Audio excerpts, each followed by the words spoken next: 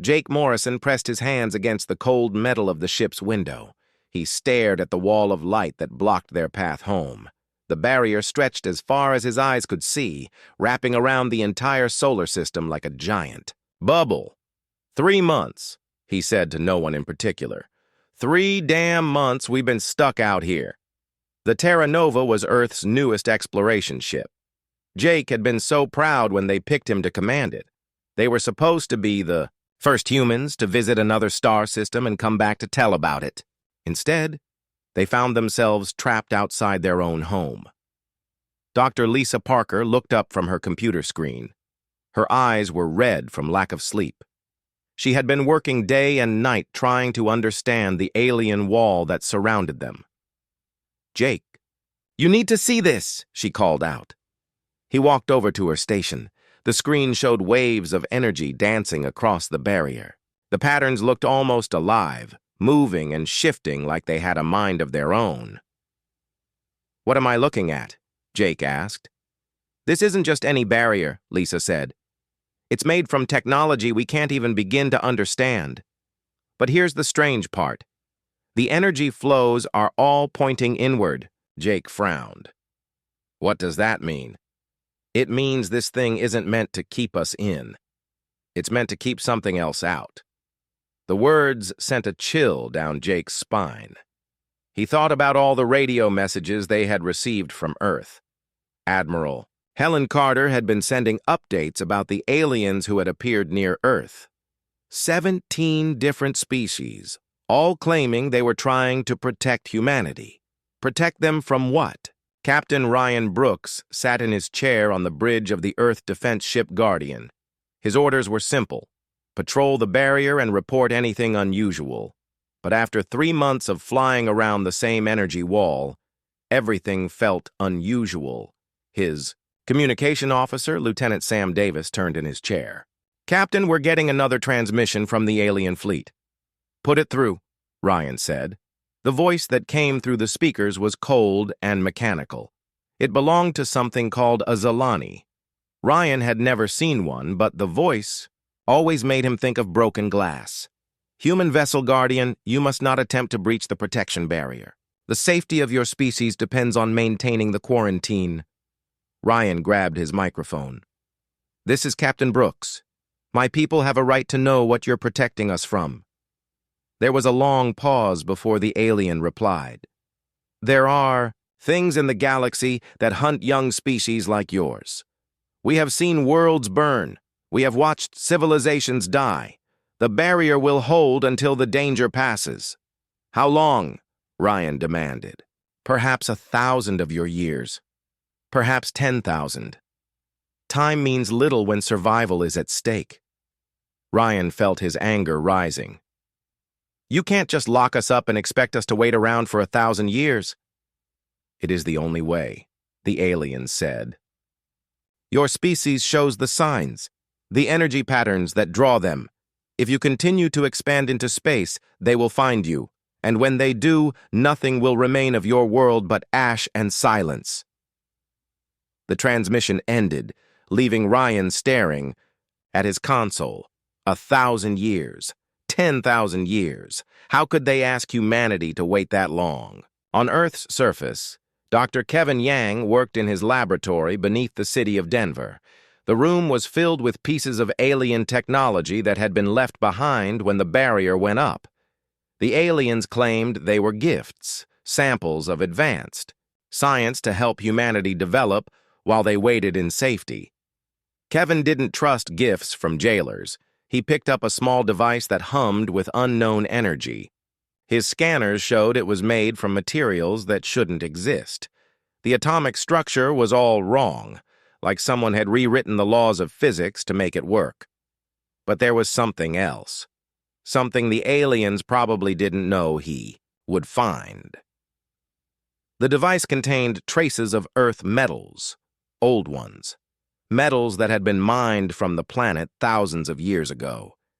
Kevin sat back in his chair, his mind racing. If this technology contained Earth materials, that meant these aliens had been here before, long before humans developed space travel. long before they had discovered fire. Why hadn't they mentioned that? He pulled up his computer files and began searching through archaeological reports. Strange artifacts found in ancient ruins. Metals. That didn't belong. Energy readings from sites that were supposed to be completely dead. The pieces started to fit together like a puzzle. These aliens had been watching Earth for a very long time. They knew something about humanity that they weren't sharing. Kevin picked up his phone and dialed a number he had memorized but never used before. It connected him directly to Admiral Carter at Earth Defense Command. "Admiral, this is Dr. Yang. I think I've found something you need to see." Back on the Terra Nova, Jake Morrison stood before his crew in the ship's main meeting room. 15 of the best people Earth had to offer, all stuck on the wrong side of an alien wall. "I know you're all frustrated," he began. "I know this isn't what any of us signed up for. We came out here to explore the galaxy, and instead we found ourselves prisoners in our own solar system." Engineer Billy Thompson raised his hand. "Sir, what about the alien technology samples they've been sending through the barrier? Maybe we could use them to find a way home." Jake nodded. "That's exactly what I was thinking. Lisa, what's your analysis of their tech?" Dr. Parker stood up. "It's advanced beyond anything we understand, but it's not impossible to figure out. The problem is that every sample they send us is incomplete. Like they're giving us pieces of a puzzle but keeping the corner. Pieces for themselves. Can we work around that?" Jake asked. "Maybe. If we had enough samples, we might be able to reverse engineer something useful, but it would take time." "How much time?" "Months. Maybe years." Jake looked around the room at his crew. These were people who had volunteered to spend years away from their families to explore the unknown. They hadn't come this far just to give up. "Then we start today," he said. "We're going to study every piece of alien technology we can get our hands on. We're going to learn how that barrier works, and we're going to find a way home." "What about the aliens?" asked Dr. Parker. "They're not going to like us trying to break through their protection." Jake walked over to the window and looked out at the energy wall that surrounded their solar system. Somewhere beyond that barrier was Earth. Somewhere beyond it was home. "Let them complain," he said. "Humanity has never been good at staying locked up. We didn't become the dominant species on Earth by hiding in caves when predators came hunting. We fought back." He turned to face his crew. "And we're going to fight back now." The meeting broke up and the crew returned to their stations. But Jake stayed by the window, staring at the alien barrier. Somewhere out there was a threat so terrible that 17 different species had united to build a wall around Earth. Whatever was coming, Jake had a feeling that hiding behind walls wasn't going to be enough to stop it. Amanda Foster had seen many strange things in her career as Earth's first contact specialist, but nothing had prepared her for the Galactic Council chamber. The room was huge, built to hold beings of every shape and size imaginable. Some looked like giant trees with crystal leaves. Others were clouds of glowing gas that somehow spoke with voices. A few looked almost human, except for the extra arms or the scales covering their skin. She stood at a podium in the center of the room, feeling very small and very alone. Around her, hundreds of alien representatives watched and waited. The universal translator in her ear was working overtime, turning dozens of different languages into words she could understand. "Humans of Earth," spoke a voice that sounded like wind chimes in a storm. It came from a creature that looked like living crystal, its body shifting between different colors as it talked. "I am Vorthok of the Zalani. We have brought you here to explain why your species must remain protected." Amanda had rehearsed this moment for weeks, but her mouth still felt dry as she spoke. "We appreciate your concern, but humanity has the right to make its own choices. We don't understand why you feel the need to lock us away from the galaxy." The crystal being made a sound like breaking glass. Amanda's translator told her it was laughter, but not the kind that meant something was funny. "You do not understand. Because you have never seen what we have seen, Vorthak said. Show her. The lights in the chamber dimmed, and suddenly Amanda was surrounded by floating images. They showed solar systems, but something was wrong with them. The stars were dark. The planets were empty, lifeless rocks floating in space. These worlds once held billions of lives, Vorthak explained. Civilizations that lasted for millions of years, all gone. What happened to them? Amanda asked, though she was beginning to suspect she didn't want to know the answer. The Devourers, said another voice. This one belonged to something that looked like a walking plant with too many eyes. They come every 10,000 years, sweeping across the galaxy like a plague. They consume not just life, but the very essence of consciousness itself. Amanda felt cold despite the warm air in the chamber. Consciousness? Your thoughts, your memories, your dreams, Vorthak said. They eat the spark that makes you who you are. What they leave behind is not death. It is something worse. Complete emptiness. Back on Earth, Colonel Eric Davis read Amanda's report with growing concern. He sat in a secure room deep underground, surrounded by Earth's top military, leaders. The words on the screen seemed impossible, but Amanda had never been one to exaggerate. 10,000 years, said General Patricia Mills. They're saying this threat only comes around every 10,000 years? According to the aliens, yes, Eric replied. But they also say humanity is special. Our expansion into space has been faster and more aggressive than any species they've seen before. They think we've drawn attention. What kind of attention? Asked Admiral Helen Carter. Eric pulled up another section of Amanda's report. The Devourers apparently hunt based on energy patterns. Young species that develop faster than light travel give off signals that attract them. Usually, these beings don't show up for thousands of years after first contact, but with us, they're coming early, the Admiral finished. The aliens think they'll be here within 50 years. Maybe less. The room fell silent. 50 years seemed like a long time, but Eric knew it wasn't long enough to prepare for something that had destroyed civilizations lasting millions of years. What do the aliens suggest? General Mills asked. Stay hidden. Keep the barrier up. Wait for the Devourers to pass by without noticing us. And if they do notice us anyway? Eric didn't answer. He didn't need to. They all knew what would happen if creatures that ate consciousness itself found Earth.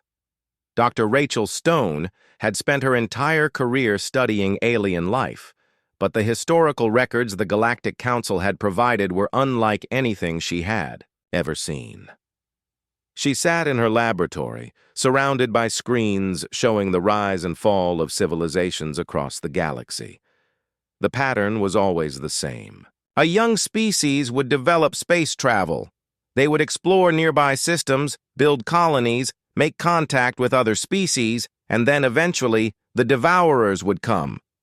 It's like they're farming us, Rachel said to her assistant, Dr. Peter Grant, letting civilizations grow until they're ready to harvest. But why wait 10,000 years between harvests? Peter asked. If they're that powerful, why not just take everything at once? Rachel pulled up another file. This one showed energy, readings from the dead systems. Even thousands of years after the Devourers had passed through, the planet still showed traces of their presence. I think they need time to digest, she said. Look at these readings. Whatever the Devourers do to a world, it takes thousands of years for the effects to fade. Maybe they can only process so much consciousness at once. Peter leaned forward to look at the data. So they move from one part of the galaxy to another, giving each area time to recover before they come back? Exactly. And according to the alien records, they're due to return to our section of the galaxy within the next century. Rachel switched to another screen, this one showing humanity's expansion into space over the past 100 years. The graph looked like an explosion, spreading out from Earth in all directions. The aliens are right about one thing, she said. We are different. Most species take thousands of years to spread beyond their home system. We did it in less than 200. Is that why the devourers are coming early? Maybe. Or maybe... Rachel paused, looking at the data again. Maybe they were already coming, and we just happened to develop space travel at the worst possible time. Commander Chris Walker led his reconnaissance squadron through the outer edges of the solar system, mapping the alien barrier from the inside. His ships were equipped with the most advanced sensors Earth had ever built, but even they struggled to understand the technology that surrounded them. "Commander," said his communications officer, Lieutenant Sophie Turner, "I'm picking up something. Strange?" "Define strange," Chris replied. "There are gaps in the barrier. Small ones, but they're there. And they're moving." Chris frowned. The aliens had told them the barrier was perfect, completely sealed. If there were gaps, that meant either the aliens had lied or something was wrong. "Can you get a reading on what's causing the gaps?" "Working on it, sir." Sophie's fingers danced across her console. "Got it. The gaps are too small for ships, but they're big enough for signals to get through." "What kind of signals?" "Unknown. But whatever's making them, it's not coming from inside the barrier." Chris felt a chill run down his spine. "You mean something's trying to get in? Or something's already gotten in and is trying to communicate with whatever's outside?" Chris opened a channel to Earth Defense Command. "Control, this is Walker. We've got a problem." Admiral Carter's voice came through the speakers. "What kind of problem, Commander?" "The barrier isn't as solid as our alien friends claimed. There are gaps, and something's using them to send signals. Can you intercept the signals?" "We're trying, but the encryption is beyond anything we've seen. It's not even using normal electromagnetic radiation.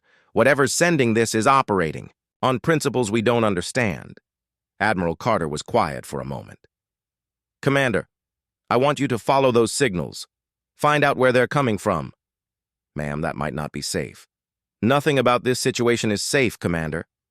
But we need to know what we're dealing with." Chris looked at his squadron. 4 ships, 16 crew members, all volunteers who had signed up to defend Earth from threats they couldn't imagine. "Copy that, Control. Walker Squadron moving to investigate." As his ships moved deeper into the solar system, following the strange signals toward their source, Chris couldn't shake the feeling that they were walking into a trap. The aliens had told them the barrier would protect Earth from the devourers, but what if the devourers were already inside? General Patricia Mills stood before the largest gathering of military leaders in human history. Representatives from every nation on Earth filled the underground conference room, their faces grim as they listened to her briefing. The alien threat was real, and hiding behind barriers hadn't worked for any other species in the galaxy. "Ladies and gentlemen," Patricia began, "we face a choice. We can sit behind the alien wall and hope creatures that have destroyed civilizations for thousands of years don't notice us. Or we can do what humans have always done when faced with an impossible enemy." She clicked a button, and the main screen lit up with Earth's new military doctrine. The words at the top were simple. "We don't hide. We hunt." Colonel Eric Davis shifted in his chair. "General, with respect, every other species in the galaxy has tried to fight these devourers. They all failed." "Every other species tried to defend," Patricia replied. "They built bigger walls, stronger shields, better hiding places. But humans don't just defend. We attack." She brought up the next slide, showing ship designs unlike anything Earth had ever built before. "We're not going to wait for the devourers to find us. We're going to find them first." The room erupted in worried voices. Admiral Helen Carter stood up to restore order. "People, let her finish." Patricia nodded gratefully. "I know it sounds crazy, but think about human history. Every time we faced something bigger and stronger than us, we found a way to win. We didn't survive the Ice Age by building better caves. We invented fire and tools and turned the predators into prey." Dr. Angela. Brooks watched the meeting from her laboratory through a video link. As Earth's leading expert on defensive systems, she understood what Patricia was proposing. It went against everything the galaxy considered normal warfare. But Angela had been studying human immune systems for months, and she had realized something important. The body didn't try to prevent infection. It learned to fight it. "Computer, begin recording," she said. Personal log, Dr. Angela Brooks. I've been working on adaptive shielding systems based on human biological responses. Traditional shields try to block everything. My shields learn and adapt. She pulled up her test results on the main screen. When exposed to alien energy weapons, the shield analyzes the attack pattern and develops a counter-response. The more times it gets hit with the same weapon, the better it gets at stopping it. Her assistant, Dr. Maya Collins, looked up from her workstation. But Dr. Brooks, what if the enemy changes their attack pattern? Then the shield learns the new pattern too, Angela replied. It's like teaching our ships to develop antibodies against alien weapons. Maya frowned. The other species must have tried something like this before. No, they didn't. Angela pulled up the alien tactical records they had been given. Look at their battle plans. Every single species tried to build perfect defenses from the start. They never allowed their shields to fail and learn from the experience, because failure meant death. Exactly. But humans are used to failing and learning from it. We've been doing it for thousands of years. Engineer Billy Thompson had spent 6 months taking apart every piece of alien technology he could get his hands on. His workshop looked like an alien graveyard, filled with broken devices and half-built prototypes. But finally, he had something to show for his work. "Captain Rodriguez, you need to see this," he called out. Captain Noah Rodriguez walked into the workshop and stopped dead. In the center of the room sat a weapon that looked like someone had crossed alien technology with human engineering and gotten something new entirely. "What am I looking at, Billy?" "Plasma Cannon Mark 7, Billy replied proudly. "Uses alien energy cores but fires human-designed ammunition. The aliens build their weapons to be efficient and precise. We build ours to be devastating." Noah examined the weapon carefully. It was twice the size of anything the aliens used, with cooling systems and power regulators that looked like they belonged on a factory assembly line. "Will it work?" "Better than work. Watch this." Billy activated a holographic target and fired the weapon. The beam that emerged was unlike anything Noah had ever seen. Instead of the clean, focused energy beams the aliens used, this weapon fired a chaotic stream of plasma that seemed to eat through everything it touched. "My God!" Noah breathed. "How much power does this thing use?" "About 10 times more than an alien weapon of the same size." "And the aliens think that's inefficient?" Billy grinned. "The aliens think a lot of things about human engineering are inefficient. They prefer elegant solutions that use minimal resources. We prefer solutions that work no matter what." Noah thought about the alien reports he had read. Every species that fought the Devourers had tried to match their technology with precision and efficiency. None of them had tried to simply overpower the enemy. "How many of these can you build?" "Give me a month and unlimited resources, and I can outfit an entire fleet."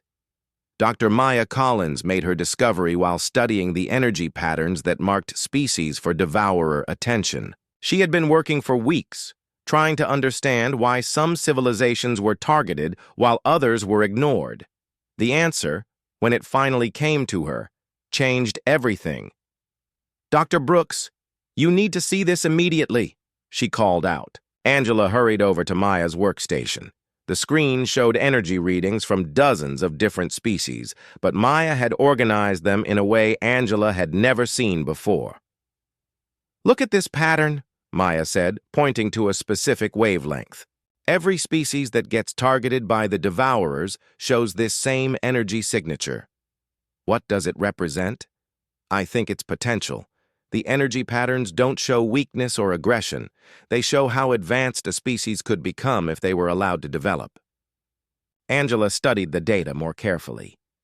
"You're saying the Devourers target species based on their future potential, not their current threat level?" Exactly. And look at humanity's readings. Maya brought up Earth's energy pattern, and Angela felt her breath catch. The signature was unlike anything in the database. Where other species showed steady growth potential, humanity's pattern looked explosive. "We're off the charts," Angela whispered. "By a factor of 10, maybe more. According to this data, humanity has the potential to become more advanced than any species the Devourers have ever encountered." Angela sat back in her chair, her mind racing. "That's why they're coming early.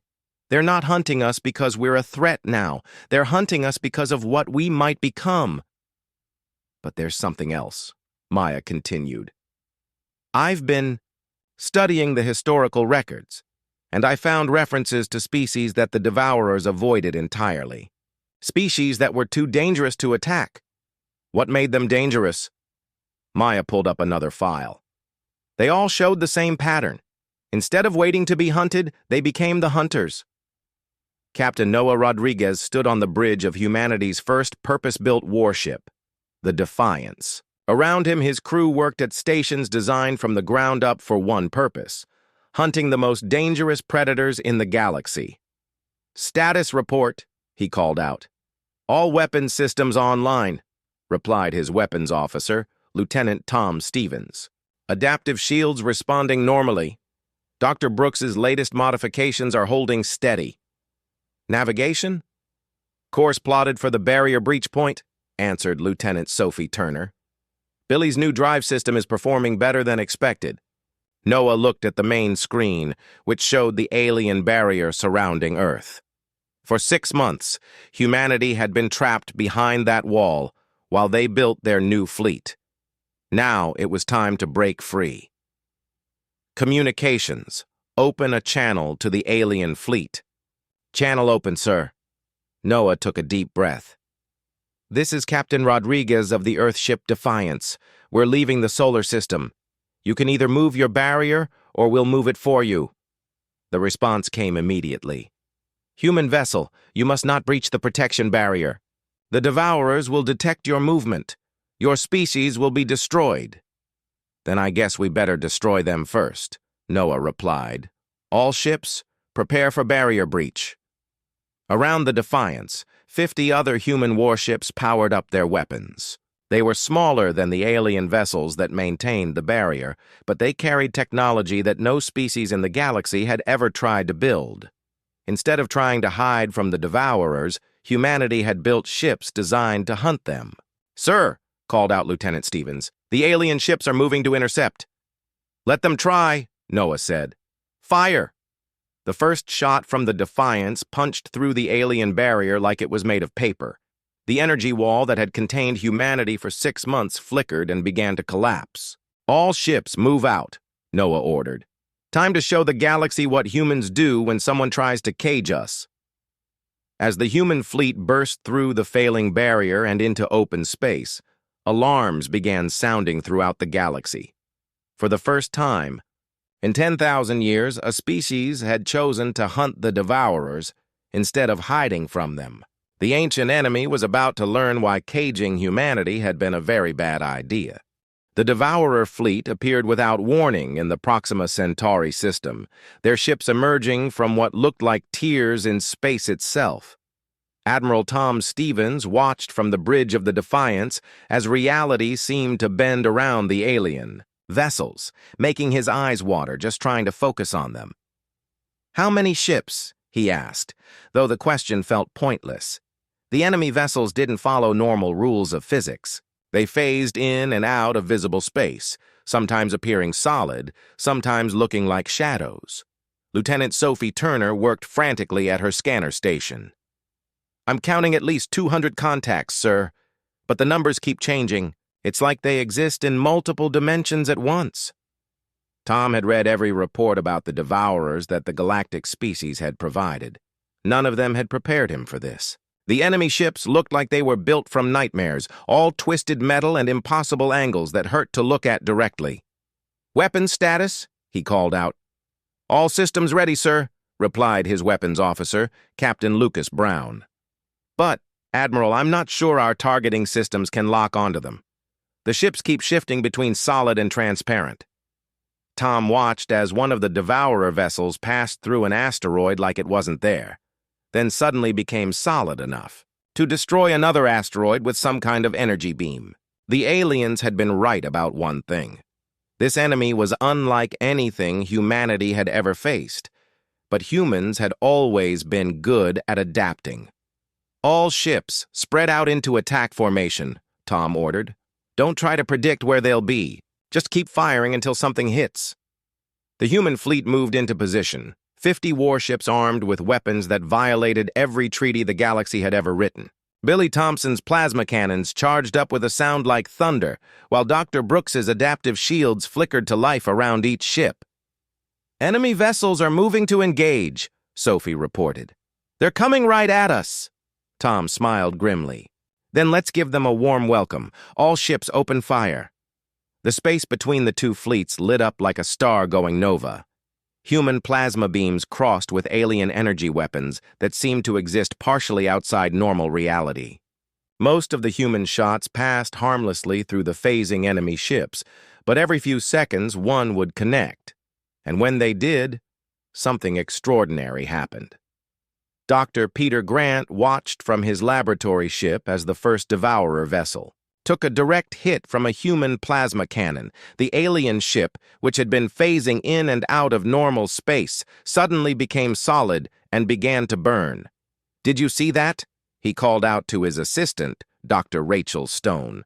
"The enemy ship became solid when our weapon hit it," Rachel replied, her voice filled with excitement. "But that should be impossible. According to everything we know about their technology, they can choose when to interact with normal matter." Peter pulled up the scanner readings from the moment of impact. "Unless our weapons are somehow forcing them to become solid. Look at these energy patterns. The plasma cannon isn't just delivering destructive force, it's disrupting their phase variance. How is that possible? I think it's the chaos factor. Human weapons don't fire clean, focused beams like alien technology. They're messy, unpredictable. Maybe that unpredictability is interfering with the Devourer's ability to phase." Rachel stared at the data in amazement. "You're saying that our inferior, inefficient human weapons are actually more effective against this enemy than the precise alien technology?" "That's exactly what I'm saying." Back on the bridge of the Defiance, Captain Lucas Brown was discovering the same thing. His targeting computer had given up trying to track the phasing enemy ships, so he had switched to manual fire and was simply shooting at everything that moved. "Admiral," he called out, "I'm getting consistent hits when I fire randomly but missing when I try to aim precisely." Tom frowned. "That doesn't make sense." "Maybe it does," interrupted Dr. Angela Brooks over the communications system. "Admiral, I think the enemy can predict precise attacks. They can see exactly where a focused beam is going to hit and phase out of the way.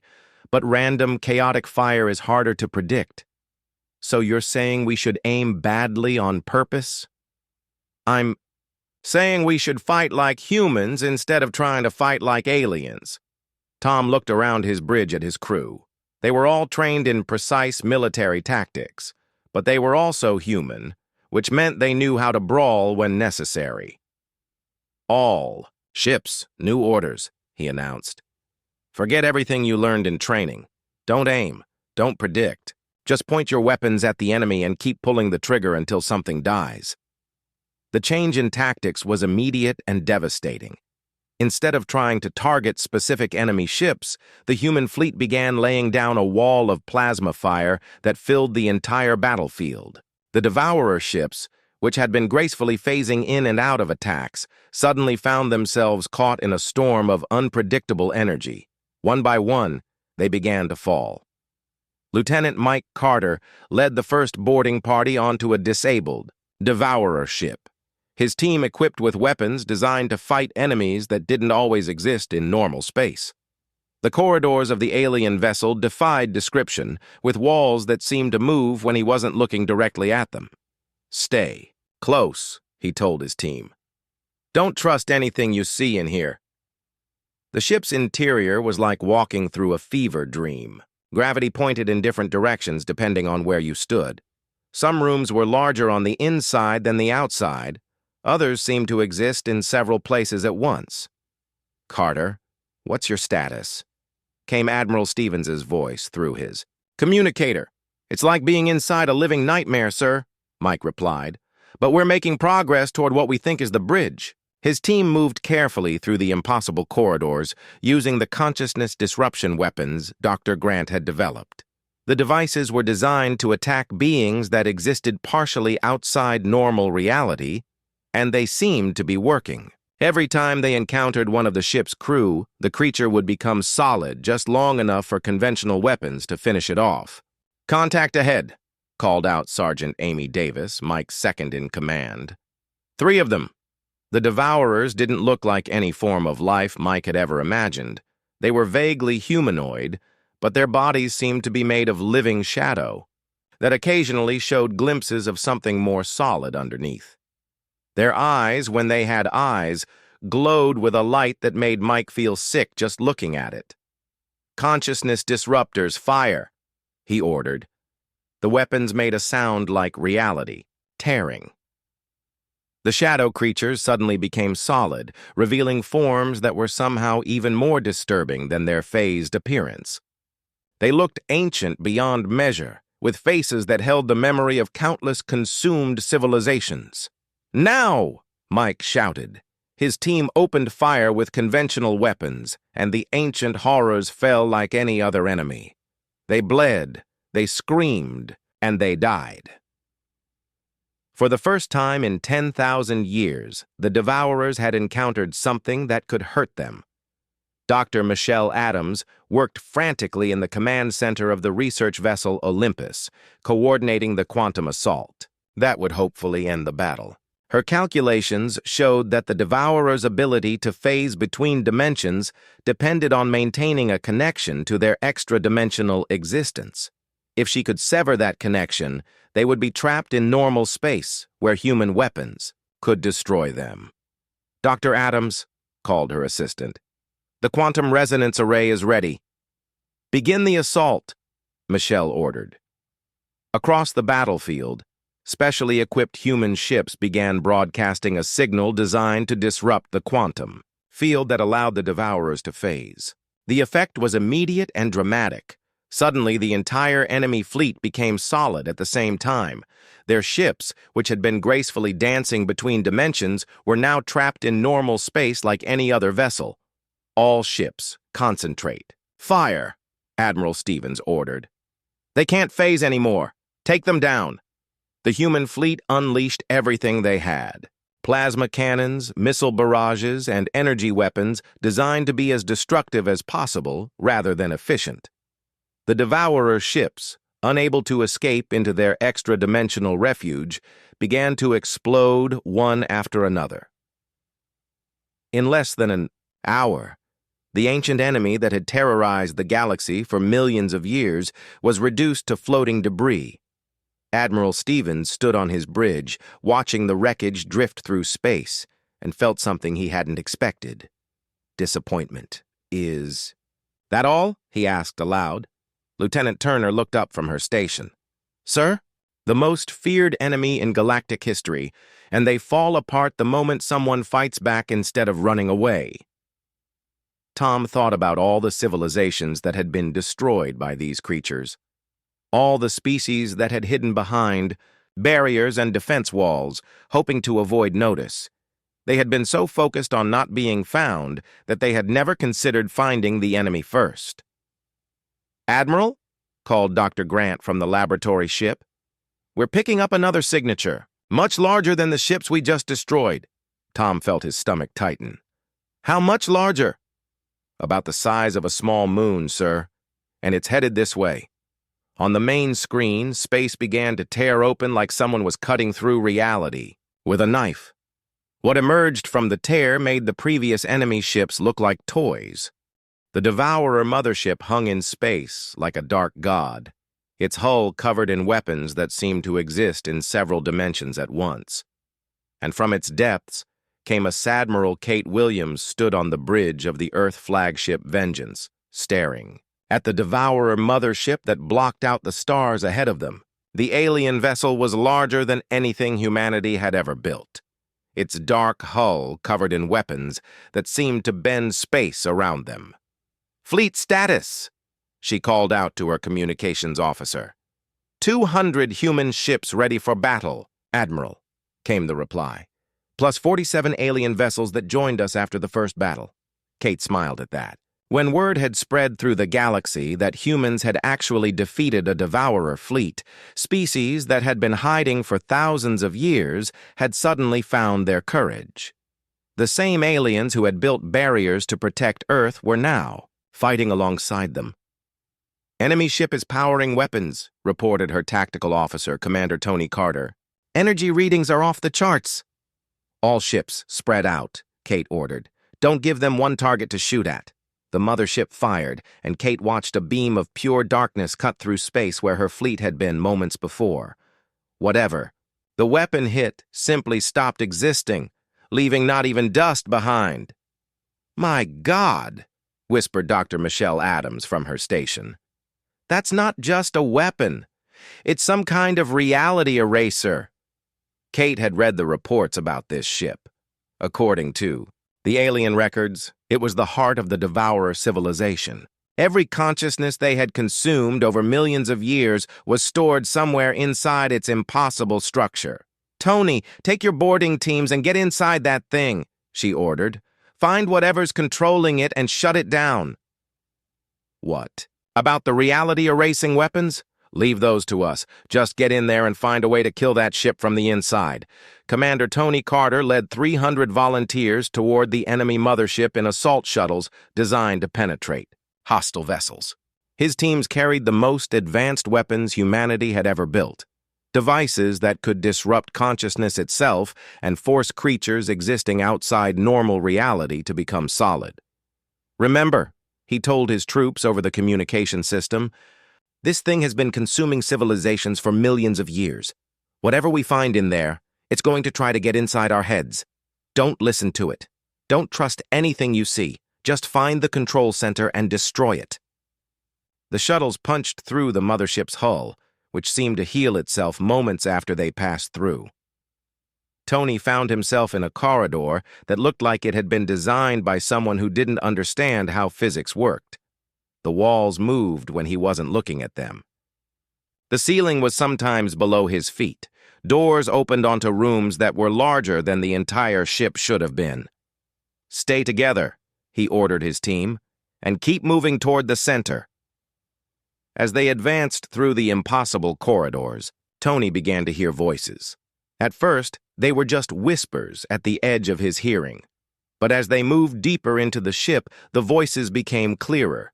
They were the voices of every civilization the Devourers had ever consumed.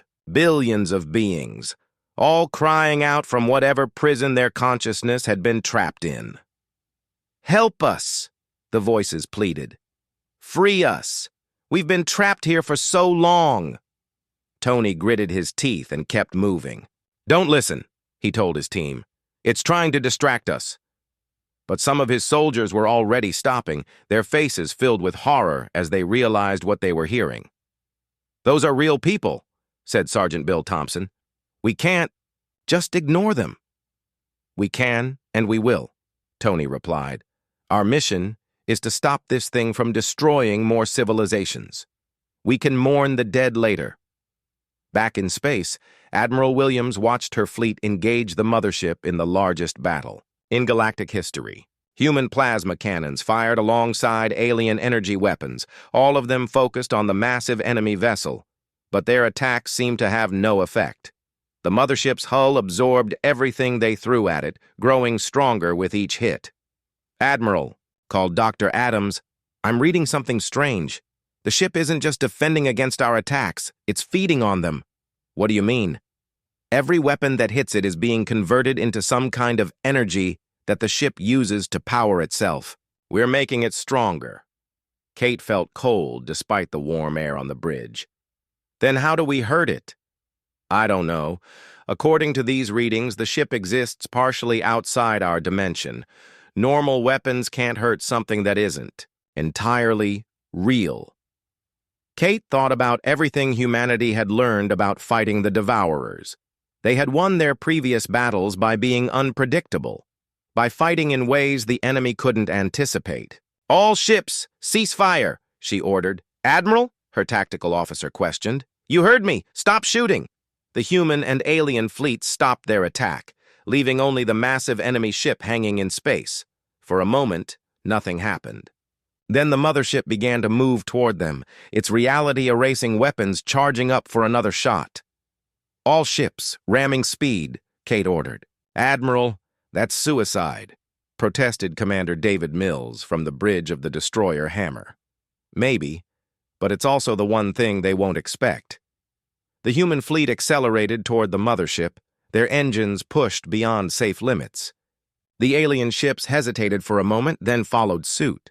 "If we're going to die," Kate announced over the fleet communication system, "let's make sure we take these monsters with us." Inside the mothership, Tony Carter and his teams had finally reached what appeared to be the central control chamber. The room was vast beyond comprehension, filled with structures that looked like a cross between organic growth and advanced technology. At the center of it all sat something that might once have been alive, but had been changed into something else entirely.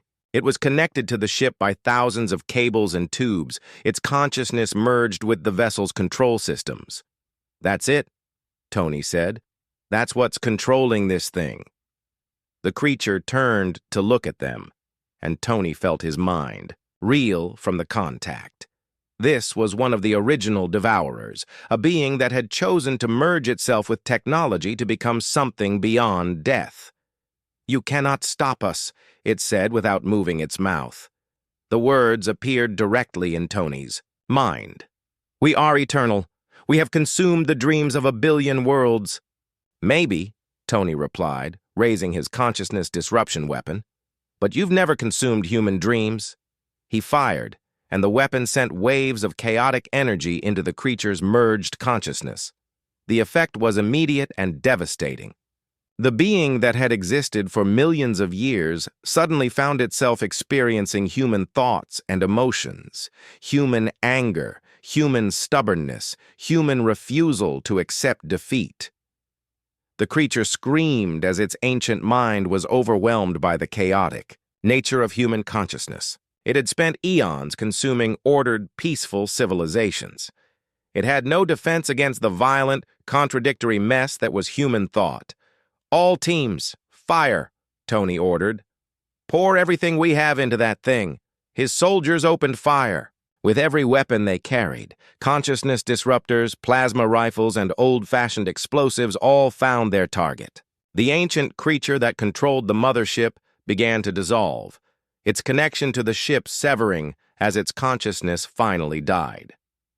Outside, Admiral Williams watched as the massive enemy vessel suddenly stopped moving, its weapons powered down, and its hull began to crack as the consciousness that held it together finally failed. "All ships clear the area," she ordered. "That thing's going to come apart."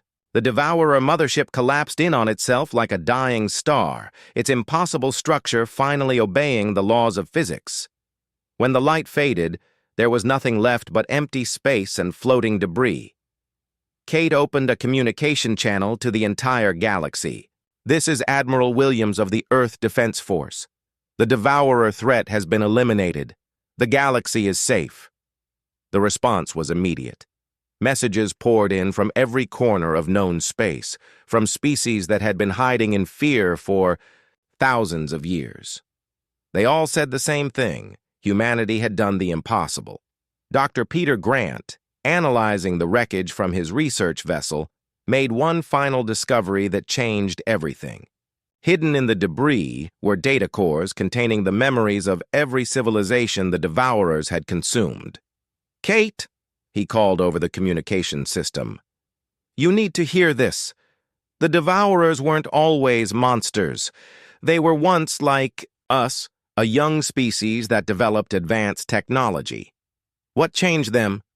They became afraid. When they encountered their first galactic threat, they chose to consume other species to make themselves stronger instead of fighting directly. They thought it would make them safer. Kate thought about humanity's response to the same threat. Instead of consuming others or hiding behind walls, humans had chosen to fight. And now they're extinct while we're still here. Exactly. The galaxy spent 10,000 years trying to hide from the devourers, but sometimes the best defense is a good offense. As the human fleet began the journey home, carrying news of their victory to every world in the galaxy, Kate reflected on what they had accomplished. Humanity hadn't just defeated an ancient enemy. They had shown the galaxy a new way to face threats. No more hiding. No more waiting for someone else to save them. From now on, when the galaxy faced danger, it would re-me.